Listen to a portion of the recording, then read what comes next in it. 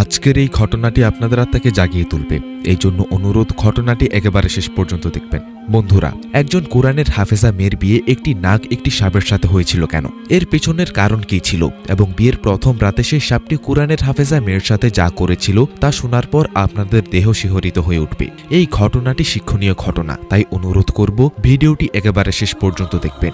অনেক সময় আগের কথা, একটি জায়গার মধ্যে একজন ধনী ব্যক্তি বসবাস করতেন। সেই ব্যক্তিটির নেক এবং কোমল মন মানসিকতার ছিল। তার কাছে কোনো কিছুর কমতি ছিল না। তার কাছে অনেক ধন সম্পদ, জমি জায়গা, চাকর বাকর ছিল। এই কারণে সে তার এলাকার মধ্যে শাসন করত। শুধু তার কাছে একটি সন্তানের কমতি ছিল।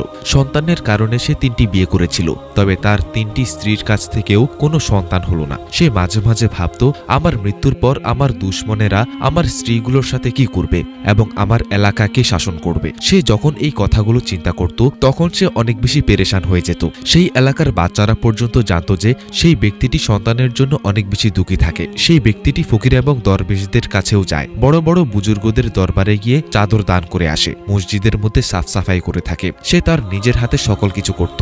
আপনি হিন্দু হন কিংবা মুসলিম, ভিডিওটি না টেনে একেবারে শেষ পর্যন্ত দেখুন। বন্ধুরা, ভিডিওটি শুরু করার আগে একটু দোয়া করে নিই। হে আল্লাহ, আমাদেরকে গুনাহ থেকে রক্ষা করুন এবং জান্নাত দান করুন। সকলেই কমেন্টে লিখুন আমিন এবং এই ভিডিওটিতে একটি লাইক দিন, এবং যারা যারা সাবস্ক্রাইব করেননি এখনই চ্যানেলটি সাবস্ক্রাইব করে দিন। এই ভিডিওটির লাইক টার্গেট 10,000, তাই এই ভিডিওটিতে একটি লাইক দিয়ে দিন। তো চলুন শুরু করি। ধনী ব্যক্তিটির এলাকার মধ্যে একজন অনেক বিখ্যাত এবং চালাক জাদুকর বসবাস করত, যার নাম বরকত ছিল। সে তার কাজে অনেক চালাক এবং বিখ্যাত ছিলেন, তবে সে গরিব ছিল। সব সময় তার টাকার কমতি লেগেই থাকতো।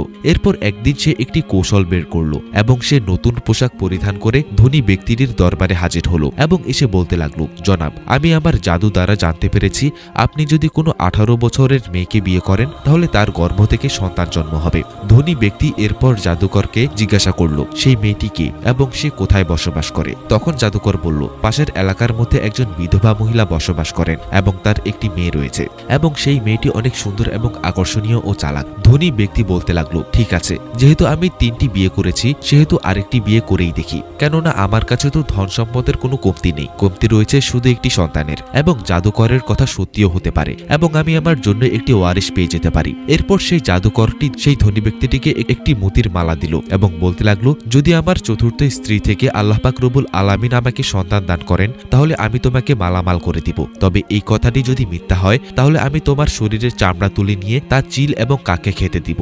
জাদুকর বলতে লাগলো, জনাব, আমার জান তো আপনার জন্য হাজির রয়েছে, তবে আপনি আমার উপর বিশ্বাস রাখুন, আমার কথা এই পর্যন্ত কখনো মিথ্যা হয়নি। আপনি একবার সেই মহিলার মেয়েকে বিয়ে করে আমার কথায় আমল করে দেখুন। সেই জাদুকর এই সকল কথা ধনী ব্যক্তিকে বেকুফ বানানোর জন্য বলেছিল, কেননা জাদুকর অনেক গরিব এবং দরিদ্র ছিল।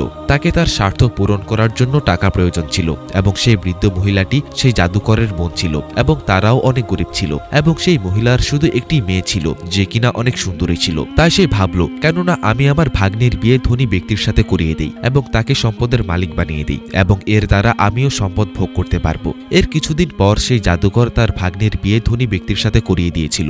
এরপর ধনী ব্যক্তি তার চতুর্থ স্ত্রীকে এমন সম্মান দান করলো যা তারা কখনোই কল্পনা করেনি। ধনী ব্যক্তির চতুর্থ স্ত্রীর নাম শেহনাজ ছিল। সে তার জাদুকর মামার সকল চালবাজি সম্পর্কে জানত, বিধায় শেহনাজও তার স্বামীকে বুঝতে দিল না যে সে জাদুকরের ভাগ্নি। সে একটি গরিব বাড়ির মেয়ে ছিল এবং সে দারিদ্রতার মধ্যে বড় হয়েছে, তাই তার অনেক শখ ছিল তার স্বামী ধনী ব্যক্তির বড় বড় বাড়িগুলো দেখার। সে প্রতিদিন তার স্বামীর এক একটি মহল করে দেখতে যেত। সে যখন সকল মহলগুলো দেখে ফেলল তখন তার স্বামী অর্থাৎ ধনী ব্যক্তি বলল, আমার কাছে এমন একটি মহল রয়েছে যা অনেক দূরে অবস্থিত এবং তুমি সেটিকে এখনো দেখোনি। সেটি আমার বাপ দাদা বানিয়েছে এবং সেটি অনেক পুরাতন। শেহনাজ সেই মহলটি দেখার জন্য অস্থির হয়ে পড়ল। ধনী ব্যক্তি বলল, আমি তোমাকে সেখানে সকালে নিয়ে যাব। পরের দিন যখন সকাল হলো তখন ধনী ব্যক্তি তার স্ত্রী শেহনাজকে সেই মহলে নিয়ে গেল। সেই মহলটি দেখতে অনেক পুরাতন ছিল। সেই প্রাসাদের মধ্যে অনেক বড় এবং পুরাতন গাছগাছালিও ছিল। সেই প্রাসাদের ভেতর থেকে তেলাওয়াতের আওয়াজ আসতেছিল। যখন শেহনাজ ধনী ব্যক্তিকে জিজ্ঞাসা করলো, এই রুমের মধ্যে কে তেলাওয়াত করতেছে, তখন ধনী ব্যক্তি তাকে সেই রুমের মধ্যে নিয়ে গেল যেখানে একজন আল্লাহওয়ালা বুজুর্গ যিনি অনেক নেক ছিলেন, তিনি তেলাওয়াত করতেছিলেন। এই পুরো প্রাসাদের মধ্যে সেই আল্লাহওয়ালা একাই থাকতেন। তিনি দিনরাত আল্লাহ পাকের ইবাদত করতে ব্যস্ত থাকতেন। সেই আল্লাহওয়ালা ব্যক্তিটি দিনের বেলা সেই বড় বড় গাছগুলোর নিচে বসত এবং সেখানে আল্লাহর ইবাদত করত। সেই গাছগুলো দেখতে আজব ধরনের ছিল। শেহনাজ তার স্বামীকে বলতে লাগলো, এই গাছগুলো দেখতে আজব ধরনের, সেই বুজুর্গ কি এই গাছগুলো দেখে ভয় পায় না? ধনী ব্যক্তি বলতে লাগলো, তিনি সব সময় আল্লাহ পাকের ইবাদত করে থাকেন এবং যারা আল্লাহ পাকের ইবাদত করে থাকে তাদের মনের মধ্যে নূর থাকে এবং যারা আল্লাহর প্রতি বিশ্বাস রাখে তারা কোনো জিনিসকে ভয় করে না। সেই আল্লাহওয়ালা বুজুর্গ বলতে থাকেন, এই গাছগুলোর নিচে অনেক সাপ বসবাস করে। এমন অনেক সাপ রয়েছে যারা আল্লাহওয়ালার সাথে কথা বলে এবং তারা মানুষের রূপ ধারণ করে থাকে। শেহনাজ এই কথাগুলো শুনে একটু ভয় পেয়ে গিয়েছিল এবং এরপর সে বাড়ি ফিরে আসলো। শেহনাজের কারণে তার গরিব বাবা এবং তার বিধবা মা অনেকদিন দারিদ্রতার মধ্যে কাটিয়েছিল। তারা এখন খুবই মজা করে দিন কাটাচ্ছে। তাদের প্রতিটি রাত শবে বরাত এবং দিন ঈদের মতো কাটতে লাগলো। এইভাবে সময় কাটতে কাটতে শেহনাজের বিয়ের 2 বছর কেটে গেল।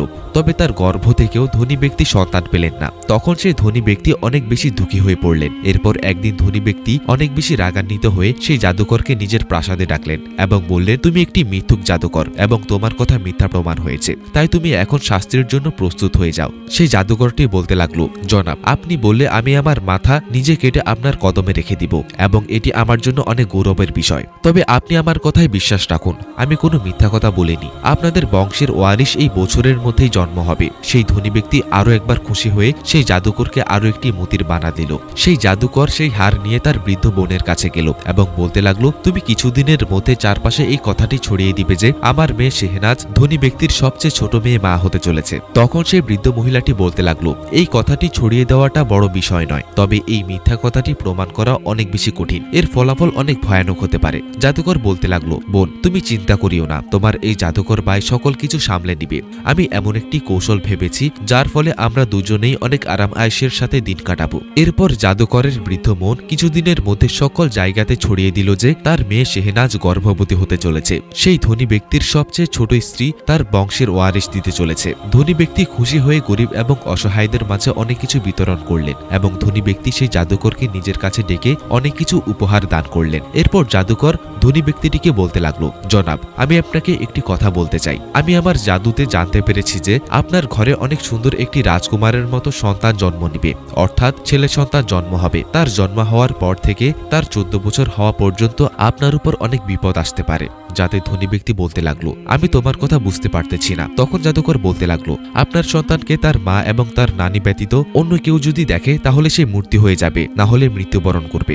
ধনী ব্যক্তির হাসি খুশি চেহারা হুট করে অন্ধকার হয়ে গেল। ধনী ব্যক্তি একদম চুপ হয়ে গিয়েছিলেন। ধনী ব্যক্তি এই কথা শোনার পর অনেক পেরেশান হয়ে গেলেন এবং এরপর সেই জাদুকর বলতে লাগলো, জনাব, এটা কি খুশির খবর নয় যে আপনাদের বংশের ওয়ারিশ জন্ম হতে চলেছে? যদি আপনি আপনার সন্তানকে না দেখেন তাহলে তেমন কিছু হবে না। যখন আপনার সন্তানের 14 বছর পূরণ হবে তখন আপনি তাকে বিয়ে করিয়ে দিবেন, তবে আপনি তার বিয়েতে শরীক হবেন না। বিয়ে হয়ে যাওয়ার পর আপনি আপনার সন্তান এবং তার স্ত্রীকে একসাথে দেখবেন। ধনী ব্যক্তি জাদুকরের সকল কথা শুনল এবং এরপর বলতে লাগলো, প্রথমে তো আল্লাহ পাক আমাকে অনেক দিন যাবৎ সন্তান দান করলেন না, তবে যখন সন্তান দান করলেন তখন অনেক বড় কঠিন পরিস্থিতি সামনে রেখে দিলেন। এরপর ধনী ব্যক্তির দিনকাল চিন্তায় কাটতে লাগলো। তবে ধনী ব্যক্তি তার চাকরদের আদেশ দিলেন, এখান থেকে অনেক দূরে একটি প্রাসাদ বানানো হোক এবং তার আশেপাশে অনেক বড় একটি সুন্দর বাগান বানানো হোক, যাতে করে ধনী ব্যক্তির সন্তান সেখানে ভালোভাবে থাকতে পারে। কিছুদিন পর সেই প্রাসাদ তৈরি হয়ে গেল এবং শেহনাজের যখন সন্তান প্রসবের সময় কাছে চলে আসলো তখন তাকে এই প্রাসাদের মধ্যে পাঠিয়ে দেওয়া হলো এবং শেহনাজের দেখাশোনা করার জন্য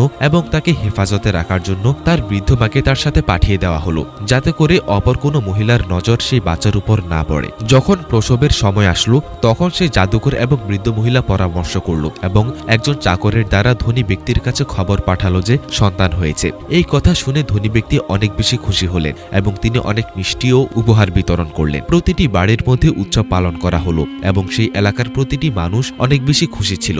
ধনী ব্যক্তি তার এলাকার মধ্যে অনেক বড় উৎসব উদযাপন করলেন। এরপর ধনী ব্যক্তি সেই আল্লাহওয়ালা ব্যক্তিকে ডেকে উনার দ্বারা তার সন্তানের জন্য দোয়া পাঠ করালেন। কয়েকদিন যাবৎ গরিব মিসকিনদের খাবার খাওয়ানো হলো, অনেক মানুষজনের চাহিদা পূরণ করা হলো, কয়েদিদের ছেড়ে দেওয়া হলো এবং রাজ্যের সকল ব্যক্তিদের প্রমোশন দেওয়া হলো। জাদুকর এই সকল কিছু দেখে তার চালবাজি এবং চালাকির উপর অনেক গর্ব করতেছিল। সে ভাবতে লাগলো, আমি কতই না সহজে এই রাজ্যের ধনী ব্যক্তিকে বেকুফ বানিয়ে ফেললাম। এরপর জাদুকর তার ভাগ্নি এবং তার বোনকে বলতে লাগলো, তোমরা 14 বছর খুবই আয়েশ আরামে দিন কাটাও, এরপরেও যদি ধনী ব্যক্তি বেঁচে থাকে তাহলে আমি নতুন আরো একটি কৌশল বের করব। জাদুকর তার ভাগ্নি শেহনাজের কাছে সবসময় কিছু না কিছু নিত এবং তার যদি কোনো জিনিসের প্রয়োজন হতো তাহলে সে তার ভাগ্নি শেহনাজকে বলে ধনী ব্যক্তির কাছ থেকে নিয়ে নিত। এইভাবেই সে তার দিন অতিবাহিত করতেছিল। শেহনাজ এবং তার মা কখনো কখনো ধনী ব্যক্তির সাথে সাক্ষাৎ করার জন্য তার প্রাসাদে চলে যেত এবং ধনী ব্যক্তিকে তার সন্তানের সম্পর্কে অনেক মিথ্যা কথা বলতো। তার স্ত্রী তার ছেলের সৌন্দর্যের কথাও অনেক খুশির সাথে বলতো। তাদের কথা শুনে ধনী ব্যক্তি নিজের সন্তানের কথা চিন্তা করত এবং ঠান্ডা ঠান্ডা নিঃশ্বাস নিত। তবে ধনী ব্যক্তি বাধ্য ছিল এবং সে তার সন্তান আলীকে দেখতে পারতেছিল না। জাদুকরের কথা মতো তার সন্তানের 14 বছর পূরণ হয়ে গিয়েছিল এবং এবার ধনী ব্যক্তি তার সন্তানের বিয়ের কথা চিন্তা ভাবনা করতে লাগলেন। ধনী ব্যক্তি যখন জাদুকরকে তার সন্তানের বিয়ের কথা বলল তখন জাদুকর বলতে লাগলো, জনাব, আপনি আপনার সন্তানের বিয়ে যে কোনো মেয়ের সাথে করিয়ে দিতে পারেন, এতে কোনো সমস্যা নেই। এরপর ধনী ব্যক্তি চিন্তা করলেন, কেননা আমি আমার পুরাতন প্রাসাদে গিয়ে সেই আল্লাহওয়ালা ব্যক্তির কাছে কিছু পরামর্শ নেই। এরপর ধনী ব্যক্তি তার দুজন চাকরকে নিয়ে সে আল্লাহওয়ালা ব্যক্তির কাছে গিয়ে বসে পড়লেন এবং সেই সময় সেই আল্লাহওয়ালা ব্যক্তিটি একটি গাছের নিচে বসে আল্লাহর ইবাদত করতেছিলেন। ধনী ব্যক্তি আল্লাহওয়ালা ব্যক্তিকে বলতে লাগলো, আপনি তো সারাদিন আল্লাহ পাকের ইবাদত করে থাকেন, তবে আপনি কি আমার ছেলের জন্য একটি ভালো মেয়ের খোঁজ করতে পারবেন যাতে করে সেই মেয়ের সাথে আমি আমার ছেলের বিয়ে দিতে পারি? আল্লাহওয়ালা ব্যক্তিটি ধনী ব্যক্তিটির কথা শুনে কিছুক্ষণ চুপ থাকলেন। এরপর আল্লাহওয়ালা ব্যক্তিটি বলতে লাগলেন, আপনি তো আপনার সন্তানের খবর ভালো করেই জানেন না, তবে আমি আপনাকে কিভাবে তার জন্য মেয়ে খুঁজে দিব?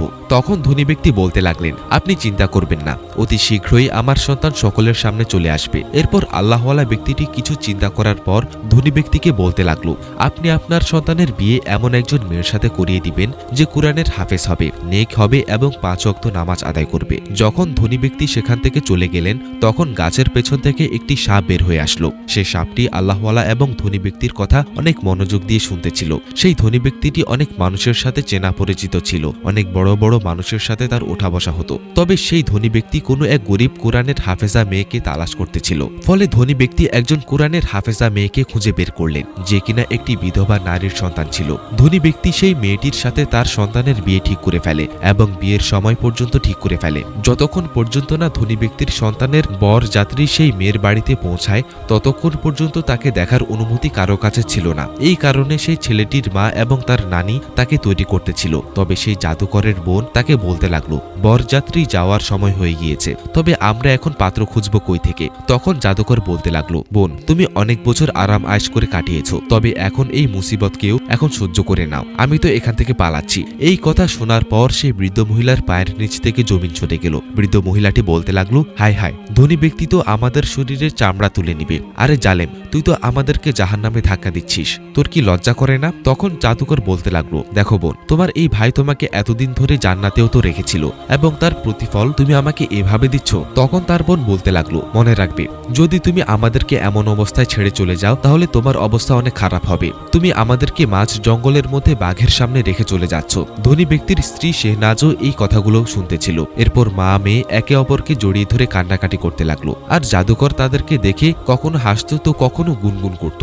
যখন মা মেয়ে কান্না করতে করতে তাদের মুখ থেকে হেঁচকি বের করতে লাগলো তখন জাদুকর বলতে লাগলো, কান্না করে কিছুই হবে না, এসো আমার সাথে, আমি তোমাদেরকে বলতেছি আগে কি করতে হবে। তার কথা শুনে সেই মা মেয়ের ভেতরে প্রাণ ফিরে আসলো। জাদুকর তাদেরকে অন্য একটি রুমে নিয়ে গেল এবং বলল, এই দেখো, আমি 14 বছরের ছেলের একটি মূর্তি বানিয়ে নিয়ে এসেছি। এই মূর্তিকে তোমরা পালকিতে রেখে দিবে এবং রাত হলে তোমরা পালকি থেকে দূরে সরে যাবে এবং সকাল হলে এই কথাটি ছড়িয়ে দিবে যে রাতের বেলা কেউ আলীকে লুকিয়ে দেখে ফেলেছে এবং এই কারণে সেই মূর্তি হয়ে গেছে এবং এইভাবেই আমরা সকলেই বেঁচে যাব। তারা দুজনেই ভালো করে কথাগুলো বুঝে নিল। এরপর তারা সেই মূর্তিকে পোশাক পরালো এবং গলায় মালা পরালো এবং তাকে পালকিতে বসিয়ে নিজেও পালকির মধ্যে বসে গেল। এরপর তারা পালকির পর্দা উঠিয়ে চাকরদের বলতে লাগলো, পালকি তুলে বাইরে নিয়ে যাও। বাইরে আতশবাজি হচ্ছিল এবং সকলেই অনেক খুশি ছিল। তবে সেই পালকির পেছন পেছন দুটি সাপ আসতেছিল। পালকির পেছনে বড় হাতি ঘোড়ার উপর সিপাহীরা বসেছিল। সেই রাত্রি অনেক বিলাসবহুলভাবে মানুষজন উদযাপন করতেছিল। রাতের বেলা তারা সেই জায়গায় পৌঁছে গেল যেখানে বিয়ে হওয়ার ব্যবস্থা করা হয়েছিল। সেখানে বসে তারা খাবার খেলো এবং অনেক মজা করলো। এইভাবে যখন অনেক রাত হয়ে গেল তখন সকলেই ঘুমানোর জন্য জন্য চলে গেল। এরপর পালকিটিকে একটি গাছের নিচে রাখা হলো এবং বৃদ্ধ মহিলাটি সকলকে বলল, এখান থেকে সকলে চলে যাও, কেননা আলীর একটু খোলা বাতাসের প্রয়োজন। তাই কারো নজর যদি আলীর উপর পড়ে তাহলে অনেক খারাপ অবস্থা হয়ে যাবে। যখন সকল মানুষজন ঘুমানোর জন্য চলে গেল তখন বৃদ্ধ মহিলাটি একটি তাঁবুর মধ্যে গিয়ে ঘুমিয়ে পড়ল। সেই জামানাতে এমন মানা হয় যে যদি সাপের বয়স 100 বছর পূর্ণ হয়ে যায় তাহলে সাপ মানুষের রূপ ধারণ করে এবং কথাও বলে। যখন দুটি সাপ বরযাত্রীর পেছন পেছন সেই পুরাতন মহল থেকে এসেছিল তখন তারা সেই গাছের উপর বসেছিল এবং একে অপরের সাথে কথা বলতেছিল। নাগ নাগিনকে বলতে লাগলো, তুমি দেখেছো তো এই বরযাত্রীকে? নাগিন বলল, হ্যাঁ আমি দেখেছি। নাগ বলল, এই পালকির মধ্যে দুজন মানুষের জায়গায় একজন মানুষ রয়েছে এবং অপরটি মূর্তি রয়েছে। সেই বৃদ্ধ মহিলাটি সকাল হলেই কান্নাকাটি করা শুরু করে দিবে এবং বলবে এই পাত্রকে কেউ লুকিয়ে দেখেছে বিধায় সে মূর্তি হয়ে গিয়েছে। এই সকল চাপাবাজির পেছনে একজন জাদুকরের হাত রয়েছে। এরপর তারা আবার বেঁচে যাবে এবং সেই ধনী ব্যক্তি যখন এই কথাটি শুনবে তখন তিনি অনেক বড় আঘাত পাবে এবং আবার দুঃখী হয়ে পড়বে এবং এরপর সেই ধনী ব্যক্তি মৃত্যুবরণ করবে। নাগিন বলতে লাগলো, ধনী ব্যক্তি কি তার সন্তানকে দেখেনি? তখন নাগ বলতে লাগলো, এটাই তো তাদের চালবাজি। ধনী ব্যক্তি তো জানেই না যে তার কোনো সন্তান জন্ম হয়নি। এরপর সেই নাগিন ধনী ব্যক্তির কথা চিন্তা করে অনেক দুঃখী হলো। সেই নাগ এবং নাগিন অনেক বছর ধরে ধনী ব্যক্তির পুরাতন প্রাসাদে বসবাস করতেছিল। নাগিন বলতে লাগলো, এই চালবাজ মানুষদের তো কিছুই করা যাবে না, সেই ধনী ব্যক্তির জান তো এমনিতেই চলে যাবে। নাগ কিছুক্ষণ চিন্তা করে বলতে লাগলো, সেই ধনী ব্যক্তির জান বাঁচাতে পারি যদি আমি 14 বছরের ছেলের রূপ ধারণ করে সেই পালকিতে বসে পড়ি। নাগিন বলল, যখন বৃদ্ধ মহিলাটি তোমাকে দেখবে তখন কি হবে? নাগ বলল, সে তো আগেই অনেক কৌশল করেছে, আর যখন সে একজন ছেলেকে পালকিতে দেখবে তখন সে অবাক হয়ে যাবে। আর যদি সে জিজ্ঞাসা করে তাহলে আমি বলবো এই সকল কিছু তো তোমাদেরই চাল, তা না হলে আসল আলীকে জন্ম করে নিয়ে আসো। নাগিন বলল, সকল কিছু ঠিক আছে, তবে এরপর তুমি কি করবে? নাগ বলল, আমি সেই মেয়েটিকে বউ বানিয়ে নিয়ে থাকবো এবং 1 সপ্তাহ পর আমি তোমার কাছে ফিরে আসব। নাগিন বলল, আমি তোমাকে একটি শর্তে যেতে দিব, যদি তুমি 1 সপ্তাহের মধ্যে ফিরে আসো তাহলে। নাগ বলল, ঠিক আছে। এরপর নাগ তার রূপ পরিবর্তন করে একটি 14 বছরের সুন্দর ছেলের রূপ ধারণ করে পালকির মধ্যে বসে পড়ল এবং সেই মূর্তিটিকে পাশে ফেলে দিল। বৃদ্ধ মহিলাটি সকালবেলা তাঁবু থেকে বের হয়ে তার কৌশল প্রয়োগ করতে চলেছিল। সে যখন পালকির পর্দা উঠালো তখন সামনে একটি 14 বছরের সুন্দর যুবককে দেখতে পেল। মহিলাটি তাকে দেখে অনেক অবাক হয়ে গেল এবং বলতে লাগলো, তুমি কে? নাগ হাসতে হাসতে বলতে লাগলো, তুমি কি আমাকে চেনো না? আমি এই বরযাত্রীর পাত্র। তুমি তো এই বরযাত্রীটি পাত্র ছাড়াই নিয়ে যাচ্ছিলে, তবে আল্লাহর শুকরিয়া আদায় করো যে এখন তোমার সামনে একজন জীবিত পাত্র রয়েছে। তখন বৃদ্ধ মহিলাটি চিন্তা করে বলতে লাগলো, ঠিক আছে চলো, এতে আমারও কোনো ক্ষতি হবে না। এরপর বরযাত্রী সেই কোরআনের হাফেজ মেয়ের বাড়িতে গিয়ে পৌঁছালো। প্রথম দিন বরযাত্রীকে মেহমান বানিয়ে রাখা হলো, দ্বিতীয় দিন তাদের মোহর করিয়ে দেওয়া হলো। সেই বিধবা মহিলাটি তার মেয়েকে তার স্বার্থ অনুযায়ী কিছু কাপড় এবং গহনা দিল এবং এরপর বরযাত্রী মেয়েকে নিয়ে ফেরত চলে গেল। 14 বছর সেই ধনী ব্যক্তি কিভাবে অতিবাহিত করেছিল তা শুধু সেই ধনী ব্যক্তিই ভালো করে জানে। এই 14 বছরের মধ্যে আজকের দিনটি তার জন্য অনেক খুশির একটি দিন ছিল। সে অনেক অধৈর্য হয়ে বরযাত্রীর জন্য অপেক্ষা করতেছিল। আল্লাহ আল্লাহ করতে করতে সেই বরযাত্রী প্রাসাদের দরজায় এসে পড়ল। ধনী ব্যক্তি পালকির পর্দা উঠালো এবং তার ছেলেকে বুকে জড়িয়ে ধরল। ধনী ব্যক্তি তার ছেলের মাথা চুমু খেতে লাগলো এবং তার মুখ চুমু খেতে লাগলো এবং এরপর তার ছেলের মুখ ধরে অনেকক্ষণ ধরে তার দিকে তাকিয়ে থাকলো। ধনী ব্যক্তি সেদিন অনেক বেশি খুশি ছিল। ধনী ব্যক্তির মন চাচ্ছিল সে যেন তার ছেলেকে এক মুহূর্তের জন্য নিজের কাছ থেকে পৃথক না করে। সেই ধনী ব্যক্তি তার বহু এবং ছেলের আসার খুশিতে অনেক আনন্দ উদযাপন করতে লাগলো এবং তাদের জন্য নানান ধরনের খাবার উপস্থিত করা হলো। ধনী ব্যক্তি তার প্রাসাদকে অনেক সুন্দরভাবে সাজিয়েছিল শুধুমাত্র তার ছেলের জন্য। ধনী ব্যক্তি তার ছেলে এবং বহুর জন্য অনেকগুলো দাস দাসী প্রস্তুত করে রেখেছিল। যখন সেই নাগটি মানুষের দুনিয়াতে এত বেশি আরাম আয়েশ দেখল তখন সে তার পুরাতন জীবনকে ভুলে গেল। যখন তার মনের মধ্যে তার নাগিনের কথা আসতো তখন সে এই কথা ভেবে তার চিন্তা করা বন্ধ করে দিত যে সে যে কোনোভাবে তার জীবন অতিবাহিত করে নিবে। অন্যদিকে তার নাগিন তার নাগের জন্য অপেক্ষা করতে করতে হাঁপসে গেল। নাগিন সিদ্ধান্ত নিল সে তার নাগকে খুঁজতে যাবে এবং তার ওয়াদা তাকে খেয়াল করিয়ে দিবে এবং তাকে নিজের সঙ্গে ফেরত নিয়ে আসবে। এরপর সেই নাগিনটি সকল নাগ এবং নাগিনকে ডেকে বলতে লাগলো, আমি আমার নাগকে খুঁজতে যাচ্ছি বিধায় আপনারা আমাকে অনুমতি দিন। এরপর নাগিন সেখান থেকে অনুমতি নিয়ে বের হয়ে পড়ল। এরপর নাগিন সেই প্রাসাদে চলে গেল এবং সারাদিন সে বাগানের মধ্যে লুকিয়ে থাকলো। যখন রাত হলো তখন সে দরজার কাছে চলে গেল, তবে প্রাসাদের প্রবেশ করার সকল দরজা সকল রাস্তা বন্ধ করে দেওয়া হয়েছিল। নাগিন অনেক চিন্তিত হয়ে পড়ল, তবে এমন কোনো রাস্তা দেখতে পেল না যেটি দিয়ে সে ভেতরে প্রবেশ করতে পারবে। তাই সে বাধ্য হয়ে আবার বাগানের মধ্যে লুকিয়ে পড়ল। সকাল হলে একজন দরজা খুলে দিল। সে অস্থির হয়ে যখন ভেতরে প্রবেশ করতে লাগলো তখন একজন চাকর তাকে দেখে ফেলল এবং সাপ সাপ বলে চিৎকার করতে করতে সে সাপের পেছন পেছন আসতে লাগলো। চিৎকারের আওয়াজ শুনে অনেকগুলো চাকর বাকর সেখানে চলে আসলো। সকলেই মিলে নাগিনকে ঘেরা করে নিল, যার ফলে নাগিনের অনেক রাগ হলো এবং সে দুজন চাকরকে ছোবল মেরে দিল। তবে সে একাই এতগুলো চাকরের মোকাবেলা করতে পারত না, বিধায় মার খেয়ে তার মুখ বাঁকা হয়ে গেল। যখন আলী তার রুম থেকে বের হলো তখন বলতে লাগলো, কি হয়েছে, সকাল সকাল তোমরা এত শোরগোল করতেছ কেন? তখন দুজন চাকর বলতে লাগলো, প্রাসাদের মধ্যে একটি সাপ প্রবেশ করেছে এবং দুজন দাসীকে ছোবল মেরেছে, বিধায় সকলেই মিলে সাপের মুখে প্রহার করেছে। আলী যখন দৌড়ে এসে সেই মৃত সাপটির দিকে তাকালো তখন তার চোখ দিয়ে পানি পড়তে লাগলো। আলী যখন তার ওয়াদা খেয়াল করলো এবং তার নাগিনকে মৃত অবস্থায় দেখলো তখন সে অনেক ভেঙে পড়ল। সে অনেকক্ষণ ধরে কান্না করতে লাগলো। তাকে যখন তার বাবা এবং তার স্ত্রী তার কান্না করার কারণ জিজ্ঞাসা করলো তখন সে তাদেরকে কিছুই বলল না। সে এই দুঃখের বোঝা নিয়ে সেই আল্লাহওয়ালা ব্যক্তির কাছে চলে গেল এবং মানুষের রূপ ধারণ করে বলতে লাগলো, আমার স্ত্রী নাগিনকে মেরে ফেলা হয়েছে। যেমনটা আপনি জানেন যে যদি কোনো নাগ অথবা নাগিনকে কেউ মেরে ফেলে তাহলে অপরজন তার প্রতিশোধ নিয়ে থাকে। তবে যদি আমি সেই দাস দাসীগুলোর কাছ থেকে প্রতিশোধ নেই তাহলে ধনী ব্যক্তি এবং আমার স্ত্রী আমার সম্পর্কে সকল কিছু জেনে যাবে যে আমি একটি সাপ এবং সেই ধনী ব্যক্তির ছেলে নয়। তখন সেই আল্লাহওয়ালা ব্যক্তিটি বলতে লাগলেন, আমি জানি যে তুমি মানুষ নও এবং সেই ধনী ব্যক্তির কোনো সন্তান নেই এবং তুমি বেশিক্ষণ সেই কোরআনের হাফেজ মেয়েকে মিথ্যা কথা বলতে পারবে না। আমাদেরকে তাকে একদিন সকল কিছু সত্য বলে দিতে হবে। যে মরে গেছে তার জন্য চিন্তা করিও না। যদি তুমি তোমার পুরাতন জীবনে ফিরে যাও এবং সাপ হয়ে জীবন কাটাও তাহলে তোমার নতুন স্ত্রী দুঃখী হয়ে মারা যাবে। আর যদি তোমার সকলে জানতে পারবে সেদিন তুমিও মৃত্যুবরণ করবে। তোমার কোরআনের হাফেজা স্ত্রী তোমার লম্বা বয়সের জন্য অনেক দোয়া করে থাকে, তাই তুমি তোমার এই জীবনে বেশি গুরুত্ব দাও। নাক আল্লাহওয়ালা ব্যক্তিটির কথা শুনে প্রাসাদে ফিরে গেল। প্রাসাদে আসার পর নাক চিন্তা করতে লাগলো, যদি আমার বিরাদরের বাকি নাগ নাগিনগুলো জানতে পারে তাহলে তারা আমার এই স্ত্রীকে শত্রু মনে করে তার কাছ থেকে প্রতিশোধ নিবে। এই কথা চিন্তা করে সে অনেক অস্থির হয়ে পড়ল। অনেকক্ষণ চিন্তা করার পর সে তার স্ত্রীর কাছে গিয়ে বলতে লাগলো, আমি তোমাকে কিছু কথা বলতে চাই, এই কথাগুলো সব সময় মনে রাখবে। স্ত্রী বলল, আপনি বলুন, আমি তা সারা জীবন আমল করব। নাগ বলল, কাচের চুড়ি পরিধান করা, গোয়ালের কাছ থেকে দুধ নিয়ে পান করা এবং ফুলের গোঁজরা পরা আমাদের রীতির নীতি নয়, তাই এইগুলো থেকে বেঁচে থাকবে। স্ত্রী বলল, আপনি আমার উপর বিশ্বাস রাখুন, আমি এই সকল কথা খেয়াল রাখবো এবং এগুলো থেকে বিরত থাকব। কিছুদিন পর একজন চুড়ি বিক্রেতা আসলো এবং সে তার চুড়িগুলোর খুবই প্রশংসা করতে লাগলো। বেগম চুড়ি দেখতে লাগলো। চুড়িগুলো দেখতে তো অনেক সুন্দর, তবে কি করব, চুড়িগুলো পরিধান করা আমাদের রীতি নয়। চুড়িওয়ালা এই কথা শুনে অবাক হয়ে গেল এবং বলল, যদি কাঁচের চুড়ি পরিধান করা আপনাদের রীতি নয় তাহলে আপনার স্বামীকে জিজ্ঞাসা করবেন তার জাত কি। রাতে স্ত্রী তার স্বামীকে জিজ্ঞাসা করলো, বলুন তো আমাদের জাত কি। স্বামী বলল, আমার জাত সম্পর্কে জানার চেষ্টা করিও না, না হলে তুমি অনেক পস্তাবে। তার স্ত্রী চুপ হয়ে গেল। কিছুদিন পর একজন মালিনী ফুলের গজরা নিয়ে বিক্রি করতে আসলো এবং বেগমের সামনে এই সকল কিছু জিনিসের অনেক প্রশংসা করতে লাগলো। তবে বেগম এই কথা বলে না করে দিল যে ফুলের গজরা পরা এই মটরশুঁটি খাওয়া আমাদের রীতিতে নেই। এই কথা শুনে মালিনী অনেক অবাক হয়ে গেল এবং বলল, ফুলের গজরা পরা এবং মটরশুঁটি খাওয়া যদি আপনার রীতিতে না থাকে তাহলে আপনার স্বামীকে জিজ্ঞাসা করবেন তার জাত কি।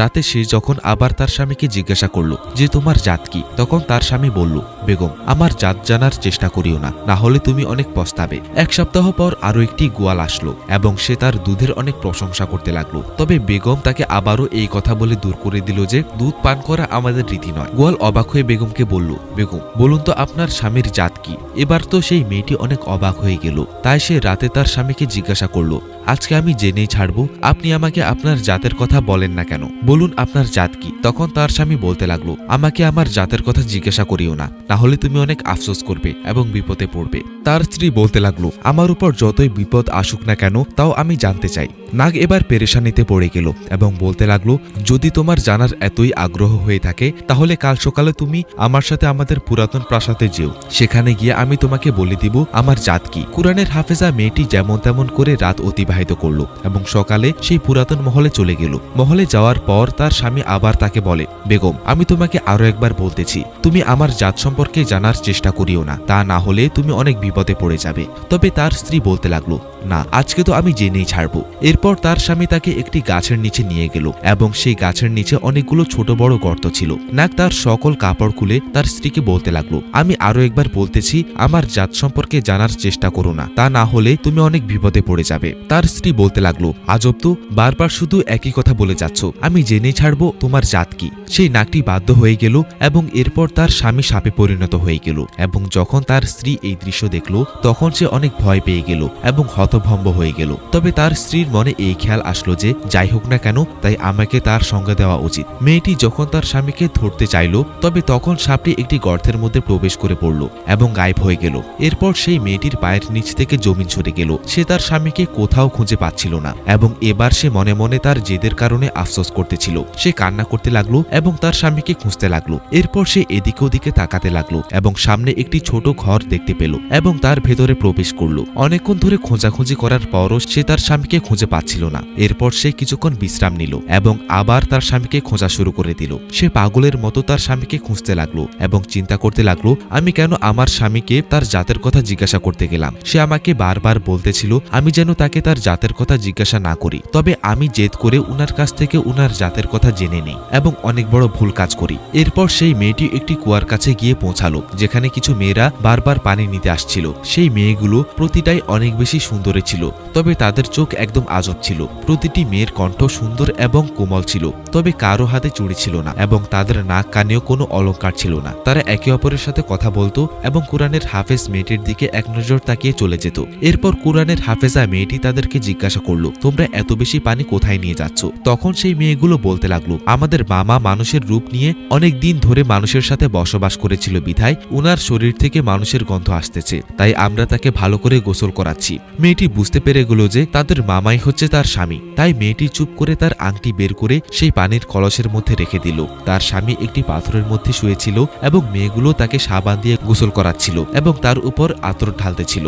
যখন নাগের ভাগ্নি পানির কলসটি তার উপর ঢেলে দিল তখন সে আংটিটি পড়ে গেল। নাগ সেই আংটিটিকে দেখে বুঝতে পেরে গেল যে এটি তার স্ত্রীর আংটি। সে তার ভাগ্নিকে জিজ্ঞাসা করলো, তোমার কাছে এই আংটিটি আসলো কি করে? তখন সেই মেয়েটি বলতে লাগলো, আমি জানি না এটি আমার কাছে কিভাবে এসেছে। তখন নাগ জিজ্ঞাসা করলো, তোমরা কি কোনো মহিলার সাথে সাক্ষাৎ করেছো? তখন মেয়েগুলো বলতে লাগলো, আমরা যখন কুয়াতে পানি নিতে গিয়েছিলাম তখন সেখানে একটি মেয়ে বসেছিল এবং তাকে দেখে অনেক দুর্বল মনে হচ্ছিল। নাগ বুঝতে পারলো যে তার স্ত্রী তার তালাশ করতে করতে এখান পর্যন্ত চলে এসেছে। এরপর তার মন তাকে বলতে লাগলো, বেগম আমার জাত সম্পর্কে জানার পরেও আমার খোঁজ করতেছে, হয়তোবা সে কোরআনের হাফেজা বিদায় সে আমার প্রতি অনেক লয়াল, আর অন্যদিকে আমি তাকে এমন অবস্থায় রেখে এসেছি। নাগ এরপর দ্রুত করে পাথর থেকে উঠল এবং বাইরে সেই কুয়ার কাছে চলে গেল।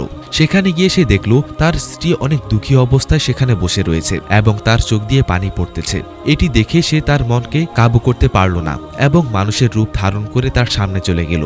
মেয়েটি যখন তার স্বামীকে দেখতে পেল তখন সে আরো বেশি জোরে জোরে কান্না করতে লাগলো। নাগ বলতে লাগলো, বেগম আমি মনে করেছিলাম তুমি অনেক জেদি, তাই আমি তোমাকে ছেড়ে চলে এসেছিলাম, তবে এখন বুঝতে পারলাম তুমি আমাকে সত্যি অনেক ভালোবাসো। তার স্ত্রী চুপ করে তার কথা শুনতে লাগলো। এরপর নাগ তার স্ত্রীকে সেই গুহার মধ্যে নিয়ে গেল এবং সবাইকে বলতে লাগলো, এই মেয়ের সাথে তখন বিয়ে করেছিলাম যখন সে আমার সম্পর্কে কিছুই জানতো না, তবে এখন সে আমার সম্পর্কে সকল কিছু জানার পরেও আমাকে সেই আগের মতোই ভালোবাসে। যদি আপনারা আমাকে তার সাথে বসবাস করার অনুমতি দেন তাহলে আমি তার সাথে বসবাস করব।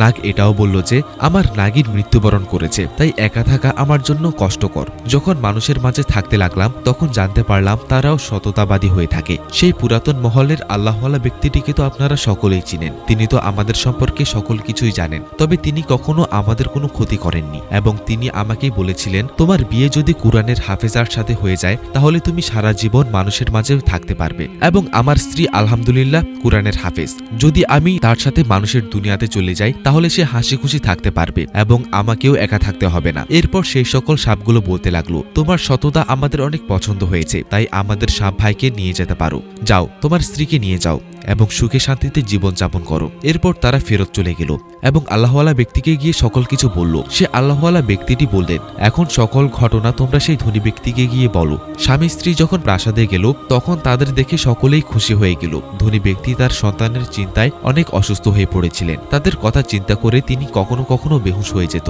তবে সন্তানকে আবার দেখতে পেরে উনার শরীরে আবার রক্ত চলাচল শুরু হয়ে গেল। তিনি তার ছেলে এবং বহুকে জড়িয়ে ধরল এবং বলতে লাগলো, তোমরা কোথায় ছিলে? তখন নাগ ধনী ব্যক্তিকে সকল সত্য ঘটনা বলতে লাগলো। ধনী ব্যক্তি এই সকল কথা শুনে অবাক হয়ে গেল এবং ভাবতে লাগলো সেই জাদুকর বিধবা মহিলা এবং তার নিজের স্ত্রী এতদিন ধরে তাকে বেকুফ বানিয়ে আসছে এবং তাকে ঠকাচ্ছিল। ধনী ব্যক্তির শরীর রাগে কাঁপতে লাগলো এবং তিনি জাদুকর এবং তার বোনকে ডেকে তাদেরকে শাস্তি দিলেন এবং চাকরদের বললেন তাদেরকে কতল করতে। জাদুকর এবং তার বোন ধনী ব্যক্তির পা ধরে ক্ষমা চাইতে লাগলো, তবে ধনী ব্যক্তি তাদের কোনো মতেই ক্ষমা করলেন না এবং এর পরের দিন তাদেরকে ফাঁসি দিয়ে দেওয়া হলো এবং ধনী ব্যক্তি তার স্ত্রীকেও শাস্তি দিল এবং তাকে যাবজ্জীবনের জন্য জেলের মধ্যে বন্দী করে দিল, কেননা সে ধনী ব্যক্তির স্ত্রী হওয়ার পরেও তাকে কিছুই বলেনি এবং সে তার মামা এবং মায়ের সাহায্য করেছিল। সবাইকে শাস্তি দেওয়ার পর ধনী ব্যক্তি চিন্তিত হয়ে পড়লেন। নাগ এবার ভাবল যে তার কারণেই হয়তোবা এই সকল কিছু হচ্ছে, তাই সে ধনী ব্যক্তির কাছে এসে বলল, আপনি আমার সম্পর্কে সকল কিছু জানতে পেরেছেন, তাই আপনি যদি অনুমতি দেন তাহলে আমি আমার স্ত্রীকে নিয়ে অন্য কোথাও গিয়ে বাস করব। তখন ধনী ব্যক্তি তার দিকে চেয়ে রইল এবং কিছুক্ষণ পর বলতে লাগলেন, আমি সব সময় তোমাকে নিজের সন্তান মনে করেছি, তবে তুমিও কখনো আমার সাথে বেয়াদবি করনি এবং সব সময় আমার সাথে আমার সন্তানের মতো রয়েছো, তাই আমি তোমাকে আমার চোখ থেকে দূরে সরে যেতে দেখতে চাই না। আমি তোমাকে ছেলের চোখে দেখেছি এবং এখনো ছেলের চোখেই দেখি, তাই তুমি এখন থেকে আমার সন্তান হয়েই এখানে বসবাস করবে। এরপর নাগ বলতে লাগলো, বাবা, আপনাকে আল্লাহ পাক কোনো সন্তান দেননি বিধায় আল্লাহ পাক আমাকে আপনার সন্তান বানিয়ে পাঠিয়েছেন এবং মানুষজন তো জানে না যে আমি আপনার সন্তান নই। এরপর ধনী ব্যক্তি বলতে লাগলো, হ্যাঁ বাবা, তুমি আমার সন্তান এবং আমার মৃত্যুর পর তুমি এই রাজ্যে রাজত্ব করবে। এই শুনে নাগ তার বাবার হাত ধরে চুমু খেতে লাগলো এবং বলল, হ্যাঁ বাবা, আমি আপনার সন্তান। এবং এরপর থেকে তারা হাসি খুশি দিন অতিবাহিত করতে লাগলো। প্রিয় বন্ধুরা, আল্লাহ পাক ভালোবাসার মধ্যে অনেক শক্তি দিয়েছেন। যদি আপনি কোনো সাপকেও ভালোবেসে ফেলেন তাহলে সেও আপনার প্রতি সততা পালন করে থাকবে। তাই সবসময় ভালোবাসা ছাড়বেন যাতে করে ঘৃণা শেষ হয়ে যায়। তো বন্ধুরা, এই ছিল আমাদের আজকের ভিডিওটি ভালো লাগলে অবশ্যই লাইক, কমেন্ট, শেয়ার এবং সাবস্ক্রাইব করবেন এবং ভিডিওটির বিষয়ে আপনাদের যদি কোনো মতামত থাকে তাহলে অবশ্যই কমেন্ট করে জানাবেন। দেখা হবে পরবর্তী ভিডিওতে। আল্লাহ হাফেজ।